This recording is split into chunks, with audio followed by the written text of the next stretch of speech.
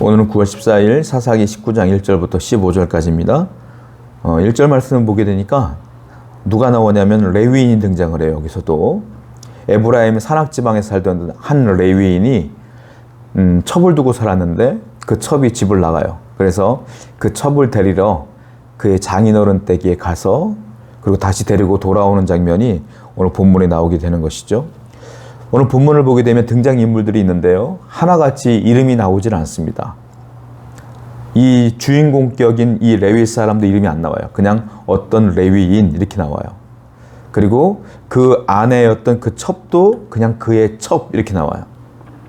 그 장인어른 이름도 안 나옵니다. 그의 장인 이렇게 표현되고요.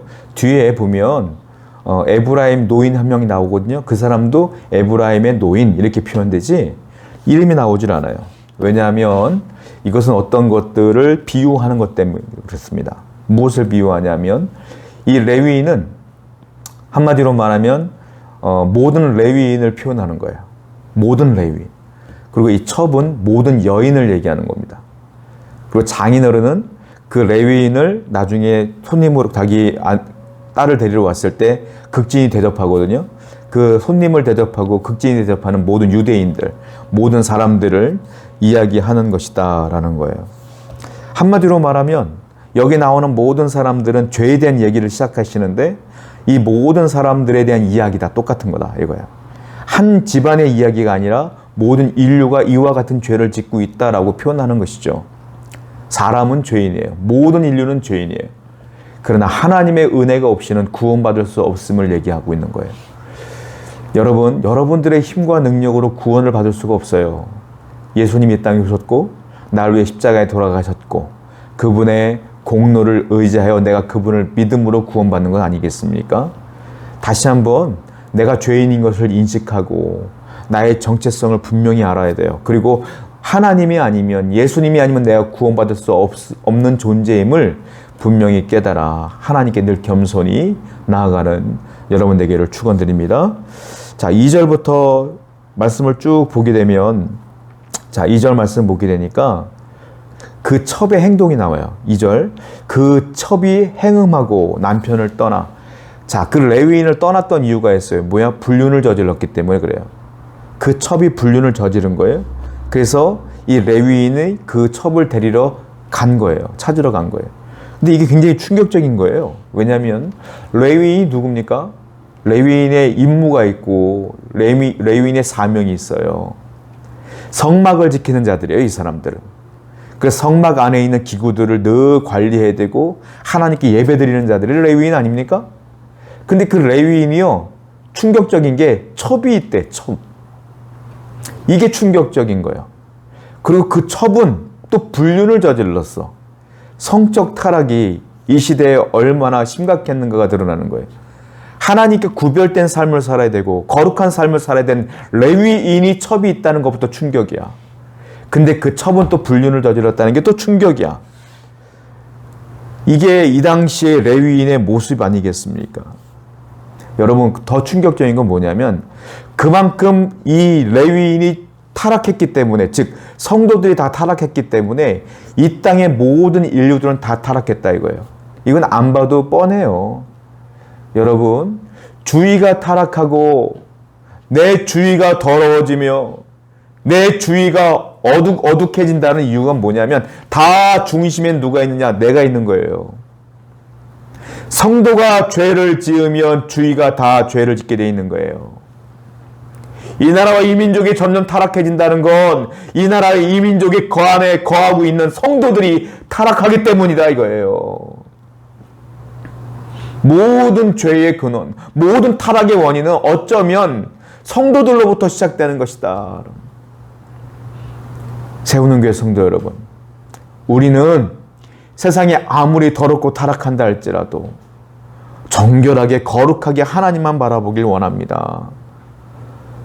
그 거룩한 정결한 그 모든 영향력이 바로 여러분으로부터 시작했으면 좋겠고 우리 교회로부터 시작했으면 좋겠다라는 거예요. 세상이 어두워도 우리는 밝은 빛으로 주님만을 바라보길 원합니다. 성도가 악해지면 세상은 더 악해지는 거예요. 성도가 그래도 빛을 유지하면 그래도 그 어두움은 덜해지는 거예요. 연해지는 거예요. 우리가 더 빛을 발하면 그 어둠은 물러가는 거 아니겠습니까? 이때는 레위인이 이렇게 타락했으니 세상이 타락하지 않을 수가 없는 거예요. 항상 내가 깨끗하게 살아야 된다는 생각을 갖고 하나님 앞에 정결하게 살아가는 여러분 되기를 축원드립니다. 3절부터 13절까지 말씀을 보게 되니까 이 레위인이 딱 장인어른 댁에 도착했더니 장인어른이 기뻐하는 거예요. 너무 좋아하는 거예요. 아유, 내 딸 데리러 왔구나 하고 너무 좋아하며 극진히 대접을 해요.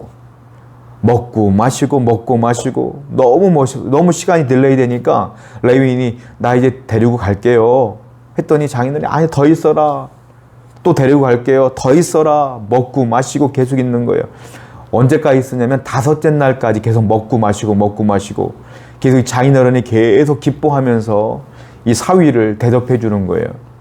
5째 날쯤 됐을 때 도저히 안 되겠는 거예요. 그래서 5째 날 해가 질 때쯤 됐을 때 오후쯤에 장인어른 이제 저 가야 될 것 같아요 라고 해서 억지로 자기 아내 그 첩을 데리고 이제 다시 고향으로 내려가게 되는 거예요. 집으로 가게 되는 장면이죠. 근데 가다 보니까 어둑어둑해지는 거예요. 그러니까 자기와 함께 했던 종이 있는데 그 종이 이렇게 얘기를 해요. 제사장님, 더 가다 보면 큰일 날 것 같아요. 어두워질 것 같아요. 여기가 여부스 족속인데 여기서 머물죠, 오늘 하루는. 그랬더니 이 제사장이 뭐라고 말하냐면 아니다. 여부스는 이방민족이잖아. 조금 더 가면 우리가 우리 땅, 우리 지파 사람들, 우리 이스라엘 사람들이 거하는 곳에 갈 수 있어. 한 8km만 더 가자. 거 가다 보면 기브아나 아니면 라마가에 도착할 텐데 둘 중 하나 도착하는 대로 거기 머물자. 이렇게 얘기하는 거예요. 뜬금없어요. 갑자기 여부스는 이방민족이니까 안 돼.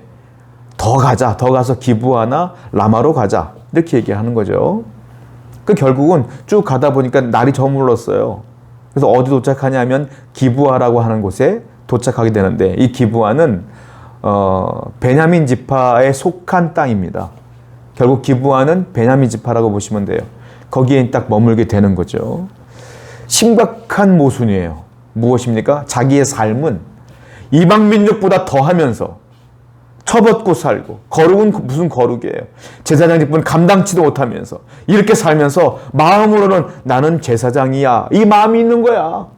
삶은 아무렇게나 살면서 마음은 제사장이야. 그러니까 여부스 족속에서는 못 살겠어. 야, 기브아나 라마로 가자. 이게 뭡니까? 자기 안에 정체성이 모호한 거야. 모순된 거야.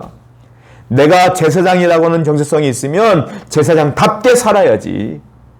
내가 성도라고 하는 정체성이 있으면 성도답게 살아야죠. 내가 성도란 정체성이 있는데 왜 이방 사람들과 똑같이 먹고 마시며 즐기며 그들처럼 살아가냐 이거요. 정체성이 모순 아닙니까? 죄인의 특징이야. 죄가 많은 곳의 특징이야. 이렇게 정체성이 모호하다는 거예요. 성도 여러분, 우리는 하나님의 성도입니다. 저는 하나님의 목사예요. 이런 정체성이 분명해야 돼. 그래서 그 정체성에 맞게 살아가는 저와 여러분 되기를 축원드립니다. 소위 크리스천이라고 하는 사람들이 있고요. 그것을 내심 자부심으로 갖고 있는 분들도 있어요. 그게 중요한 게 아니에요. 그 애매한 정체성 때문에 사람들에게 하나님의 영광을 가리는 경우가 있어요. 사람들한테 나 기독교인이야, 나 권사야, 나 집사야 그러면서 그들보다 더 못한 삶을 살아.